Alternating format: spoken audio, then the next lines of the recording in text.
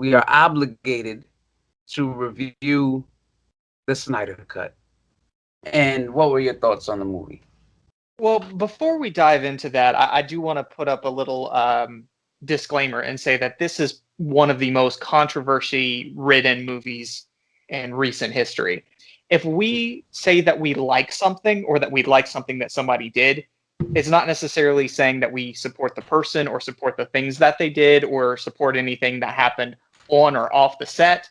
And same thing on the other side. If we criticize something that, say, Zack Snyder did, it doesn't mean that we're not empathetic towards the things that he went through and the crises that he personally has had in his life.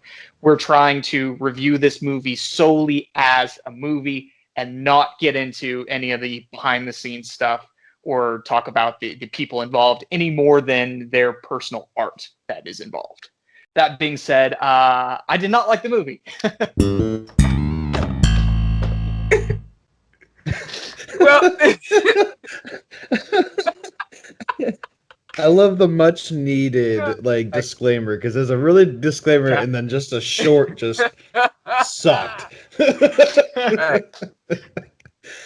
Well, I have to go the other way with it. I liked the movie. How did you feel having not seen the movie? Did you want to see it? Is it something that you wanted to see, or is it something that you didn't care for, didn't want to see?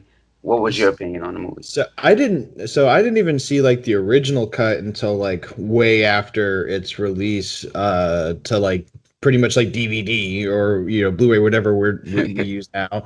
I'm not a big fan of the DC stuff, to be completely honest. Like, I love the Batman movies, I think they're great. The Joker standalone movie was good, but like I really didn't care to see Justice League. It just wasn't really something like that was my thing. And then when I heard the Snyder Cut, I didn't even see the hype behind, like, oh, I don't understand why there was even a Snyder Cut being coming out until I did more research on it. Like, and then it finally dropped on HBO Max, and I was like, I'll wait till Godzilla. Like, I'm not.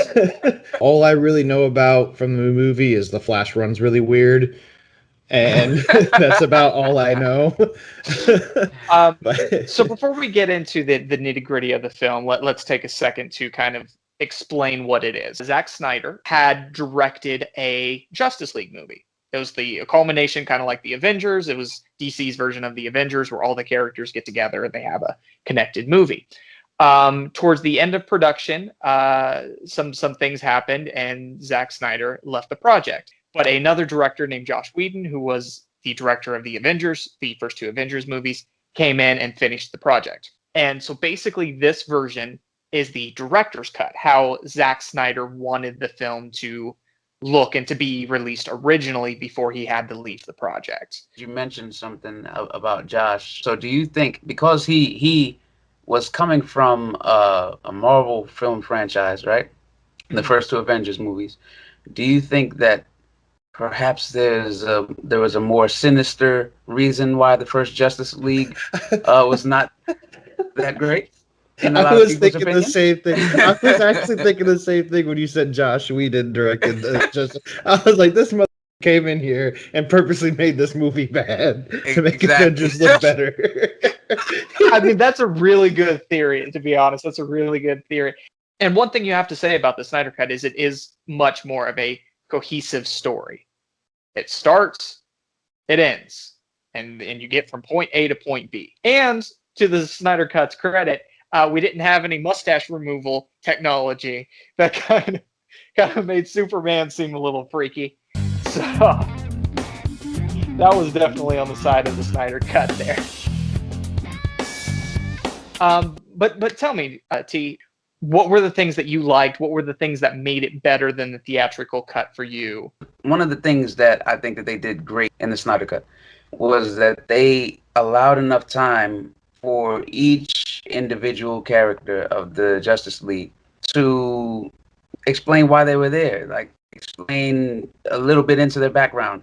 I think that that's something that's very important, especially when you have team superhero movies, to get into each character if you can. Unless there's like 20 people, you try to get into it a little bit, even if you just touch on something that can then be branched off into a whole nother standalone film for that particular character. But yeah, that's the main thing for me, is that the characters had time to develop and the story made sense. The continuity in this particular film made sense.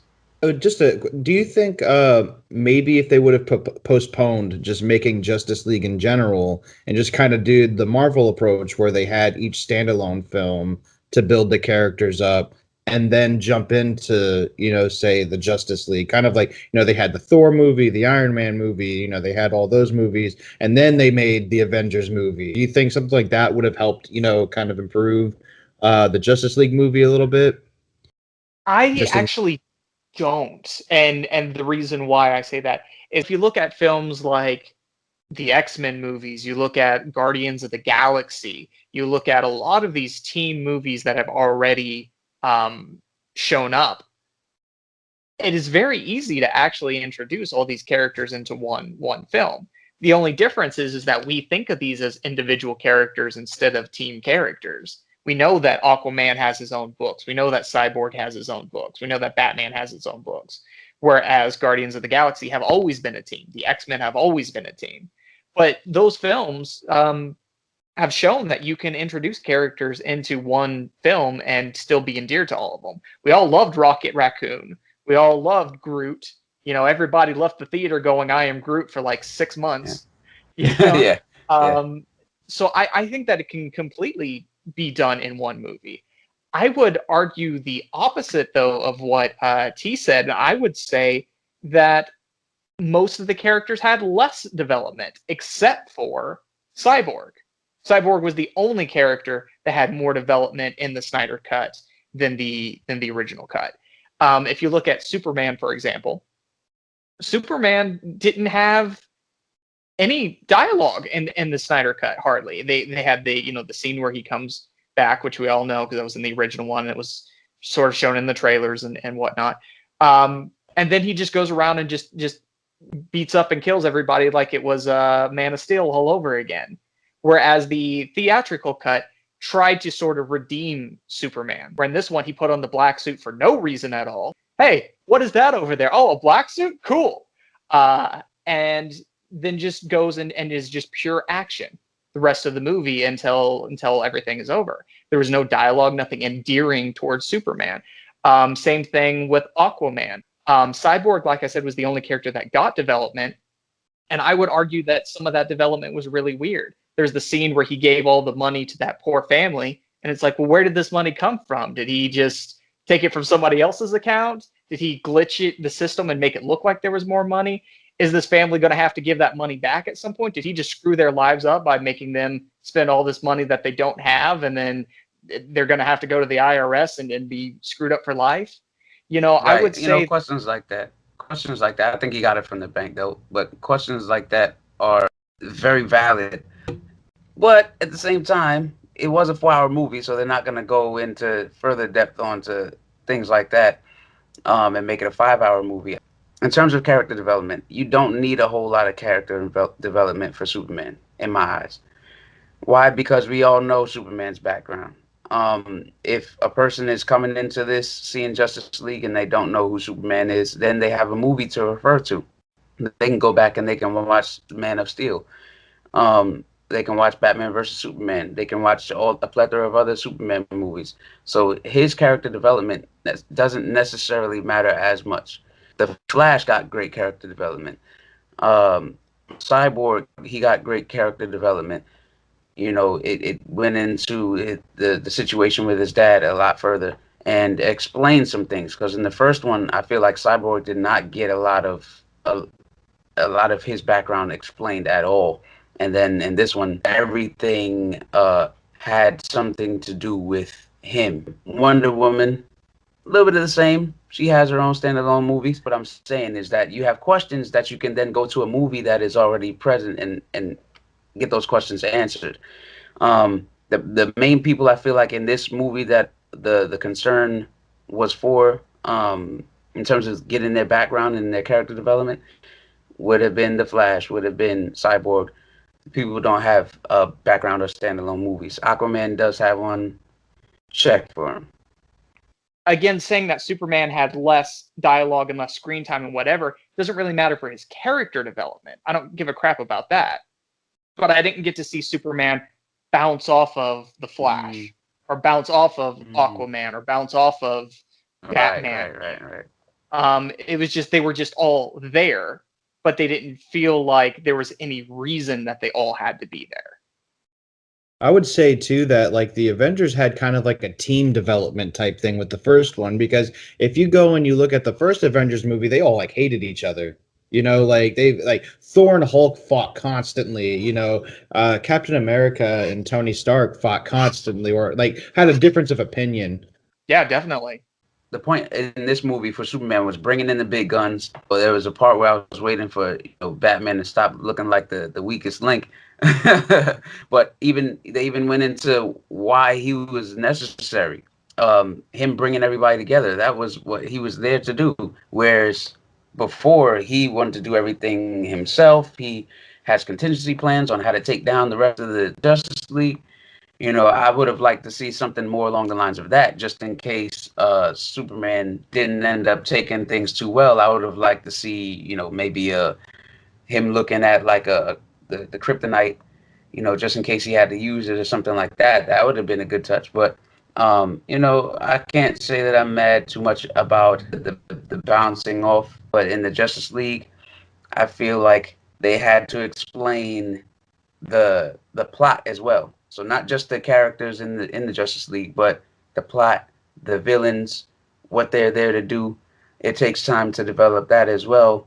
Steppenwolf, Darkseid, these the interaction with the Amazons and why the bad guys know them, and they fought the humans, they fought the Amazons, fought against the Aquaman people. Yeah, the Atlanteans. The Atlanteans. So there was a history there, and I think that they took a good route by going that way with it, going into why there was even a history between the bad guys and these people, as opposed to just the characters themselves. They kind of went into their background. It'd be like if somebody had beef with my family. It makes it mean a lot more than just having a beef with me. Oh, well, Aquaman, okay, I'm cool, but they've had a beef with my mom. This guy's had a beef with my grandma, and so on. So this runs back for however many years, and that made it seem more intense, as opposed to me wanting to see them getting chatty between each other on the screen. Darkseid he was the original Thanos. He was Thanos before Thanos was in the comics. In fact, Marvel has been very open about the fact that they just ripped off Darkseid to make Thanos. Like they were very open about it. This is not a conspiracy theory. They have said it multiple times. And so when you have a character like that and he's in a film, but it's not ominous, like, okay, we're setting him up like, the first one, at the first Avengers, where he just turns and kind of looks at the camera and you're like, oh, that he was in it just enough that it demystified him, but not in it enough that he actually did anything of value. So I would say that they actually kind of blew the load a little early for Darkseid. And then when we're talking about Steppenwolf as a villain, why is he so goddamn adorable? Like, he looks like Baby Yoda in the face. He got those little googly eyes and everything. Like, for this guy who's supposed to be this horrible evil villain, like, I just want to hug him. Of course, those constantly moving spikes on his armor would stick into me. But there were way too much slow motion. Like, you took out some of the slow motion, this would be a 2.5-hour film. And then the Amazon chant, background. That was probably offensive. I'm sorry, but yeah.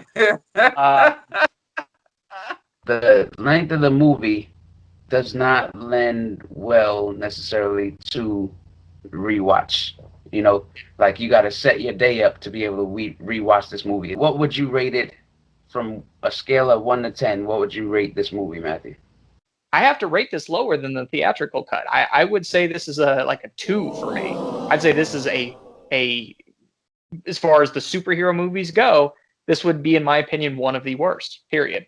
I'm looking at all the other superhero movies of the modern era. and I'm looking at this film, not simply comparing it to the previous iteration. Um, yeah, I gotta go probably 6 out of 10. Just to be clear, I don't know if you guys can see this, but I've got about 15, 20 of these long boxes behind me. A long box holds 300 comics. Mm, 75% of these comics are DC comics. So I am very much, at least when it comes to the comics and TV shows and stuff like that, a DC guy. DC is my wheelhouse, and it's always been my favorite characters, not just in comic books, but in literature or pop culture or whatever in general. And maybe that's the reason why I'm a little bit harsh on it. Maybe it's that I've waited my whole life to see these characters right. brought together on the big screen, and it didn't fulfill what I wanted it to.